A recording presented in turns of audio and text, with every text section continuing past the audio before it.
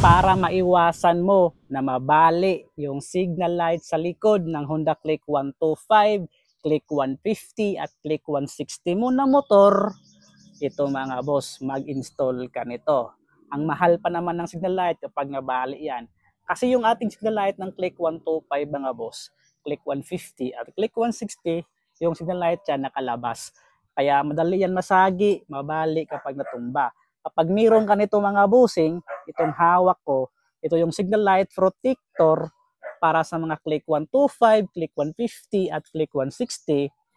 I-install mo ito mga boss para hindi ka na mabalian ng signal light kagaya ko. Ito mga boss, affordable lang to at matibay to mga boss kasi full metal to. Marami ka ding variant na pwedeng pagpilian dyan. Kagaya nito mga boss, naka-carbon to. At sa Click 125 ko naman, naka-install is yung black mga boss na signal light protector. Kaya mga boss, kung naghahanap ka, click the yellow basket, click mo yung buy now here.